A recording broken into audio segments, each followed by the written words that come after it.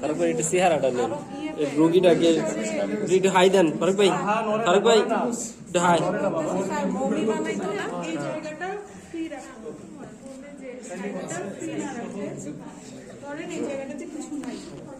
এই জায়গাটা ফ্রি রাখতে হবে। ফ্রি কেন রাখতে হবে? আমাদের অ্যাঙ্কেলের নিচে যে একটা ভাঁজ আছে আমরা ওটাকে ব্যবহার করব।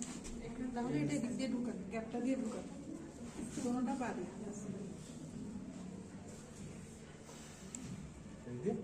ঢুকান। তাহলে আমার কম্বল এতটুকু আসবে। বারবার বলতেছি আমি, জয়েন্টের উপর পর্যন্ত আসবে, কার্ডবোর্ডও জয়েন্টের উপর পর্যন্ত আসবে। আপনার অ্যাঙ্কেলের ফোলটা খালি রাখতে হবে। দেখেন ভাঁজ করতেছি কিভাবে।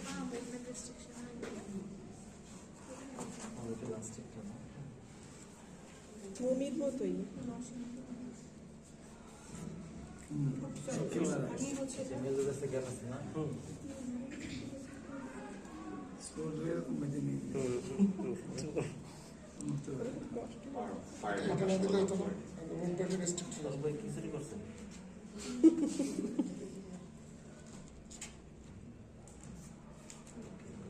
এটা না দিলে আপনার পাটা এভাবে হয়ে থাকবে, তাহলে মুভমেন্ট তো রেস্ট্রিকশন হবে না।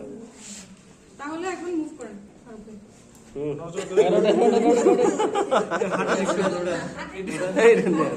এই দুই পায়ে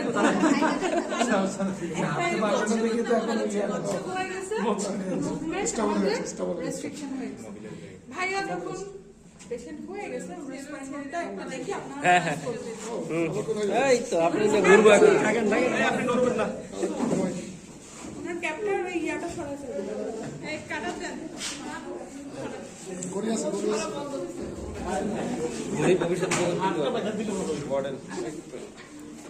এই ছবি কেউ দিবে, ও বাচ্চা সব ভয় শেষ।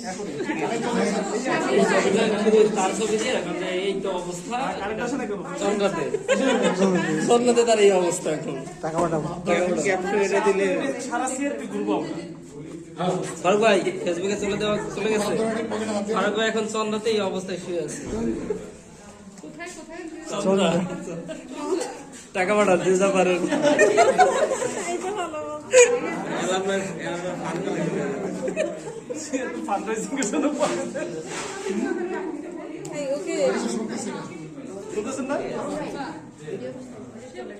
আচ্ছা আমরা ব্যাক করি, সবাই কোথায় আছি?